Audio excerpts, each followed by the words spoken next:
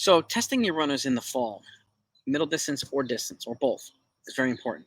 Whether they're running cross country races or not. So you also want to see, are they translating well? Are they gaining the fitness that we look at them to, or we want them to gain? Also, are they doing the things that they need to do that address their specialties? Because if you have a 800-meter runner or a 1500-meter runner that is running or not running cross country, you want to see, are they still going to be sharp enough to transition smoothly into their own specialty races after a fall worth of aerobic training and long distance workouts and everything else. So, and these are the types of workouts, and I'm going to give you 3 today, okay? And then I'll give you 3 more in the next video. So if you're not subscribed to this channel, be sure to come along for the ride and do that. Okay, we're on the road to 3,000 subs, looking for 5,000 at the end of the year, so your help's greatly appreciated. So I want to make sure that people get access to this type of content. So speaking from 2 decades experience as a coach, I'm also USATF certified. I'm also Wharton trained and certified musculoskeletal flexibility therapist. So I've said this. I'm not only interested in making you fast or helping you run fast, I'm also interested in keeping you healthy while you do it. Important. So let's get into these 3 workouts, okay? And again, whether you're a distance runner or middle distance runner, doesn't matter. Testing your fitness along the way every so often, let's just say it's once a month, is not a bad thing. None of your workout needs to be long in the fall. And that's also whether you're training for the 5K, the 6K, or the 8K, or the 10K. So just something to keep in mind. Touching base with your specialty is not a bad thing. Okay, it can be a really good thing. And again, it also helps you get excited if you prefer the track and get ready to run track races. To see, okay, I'm close. You know, he or she's close. If you're a coach or an athlete, I highly encourage you to digest this content. Okay, now talk about the first workout: 300-meter repeats.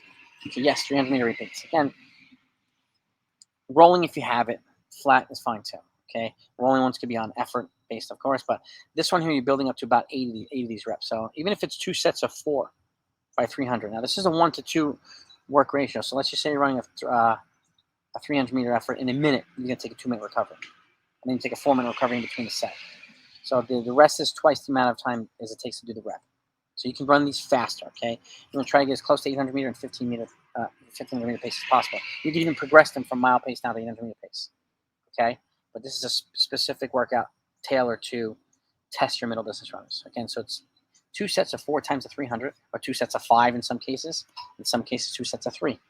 Depends on, you might have milers who go down to the 800, also go up to the 3K. These workouts will help with both. Okay, you might have half milers who go up, 3K runners who go down. So these are applicable to all. So again, building towards anywhere from 2 sets of 3 to 2 sets of 5 by 300. Progress from mile pace down to 800-meter pace. This is good, and this is all anaerobic capacity based. Testing yourself in a way that complements all the other stuff that you're doing is absolutely critical. So that's workout 1. Workout 2 is 400-meter repeats. This is more of a continual workout. So you're building towards 6 to 8 reps. Yes, only 2 miles worth of volume. And generally, if you're going to run stuff at mile pace, okay, you generally do about 1.5 to 2 times the volume, no more than that.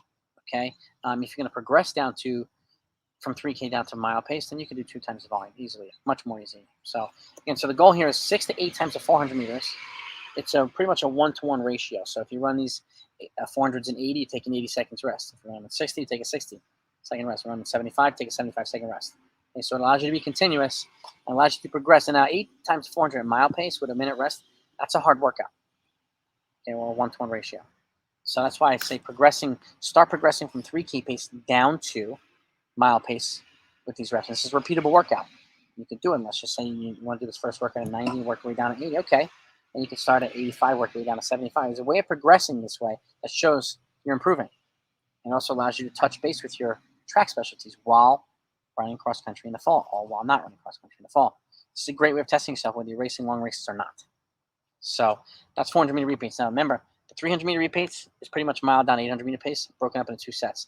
The 400-meter repeats, 3K pace down to mile pace, continuous, 6 to 8 reps. You could do 6 of them at mile pace with a 1-to-1 recovery. That's great. If you do 8 of them, that's even better. But don't hesitate starting at 3K pace and working your way down. Okay. And lastly, 600-meter repeats. So this is a great cross-country rhythm workout too. For even for 5K runners, a good rhythm workout. For 3K runners, a good rhythm workout. Helps you transition nicely, especially if you're going to test yourself towards the end of the season. And I have some videos and and some other stuff as well, some other content that I haven't put out yet. But for those that aren't running regionals or nationals that are still training during the fall, you could test them at their key race the same day that regionals or nationals is. And you have people racing there, and you have people racing at home on the track. You can get your whole team out to cheer them on. So it's a great way of getting them involved, getting them into race mode, and getting the team to join together and kind of motivate each other. So this is 600-meter repeats, okay? The goal of this is anywhere from 5 to 7 of these. Okay, it's 3K pace mostly. If you could progress down towards mile pace for the last part, good. Just 5 times a 7. 5 to 7.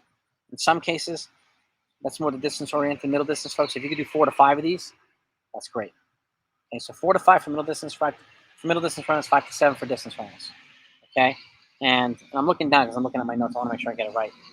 Again, progressing from 3K down to mile pace. It's hard to do 600-meter reps at mile pace, especially during cross-country season when you haven't been doing a stretch of workouts at that pace. So building towards that is a good thing. And you can use these types of workouts, even if they're once a month, cross-country, to help you transition into a mode where you're going to be ready for track and be able to test your fitness in a way that's going to benefit you and benefit your athletes as well. So again, building this up, you take about a 1-to-1 ratio too. So if you're running them in 2 minutes, you take a 2-minute recovery. You run them in 145, you take a 145 recovery. It's a little bit of a longer rest with the 1-1 ratio. That's why I also start 3K pace working your way down. So, and again, if you look at 4 times 600, same as 6 by 400. 5 times 600, pretty much the same as 8 times 400. So the pace is relatively similar to the 400-meter rep workout. Okay, or the rest, I should say. And since the reps are longer, the rest is going to be longer too. So those are the workouts. 300-meter reps, 400-meter reps, 600-meter reps. I wanted to go over these 3 today. I have in my next video, I'm going to go over, I'll get you right now. We're going to go over anaerobic capacity type ladder workouts, pyramid workouts, a mixture of things, mixing in threshold with race pace stuff to help you transition into the harder part of the season. Those are coming. That's going to be the next video. So again, like I said, if you haven't subscribed to the channel, be sure to do that now so you don't miss it. If you have any questions at all, blackbeltrunningcoach@gmail.com is my email. I'm happy to answer questions or do a live video with you so we can dissect any part of the training you like. So train smart, train hard, be healthy, have a great week, have a great summer. Talk to you next time.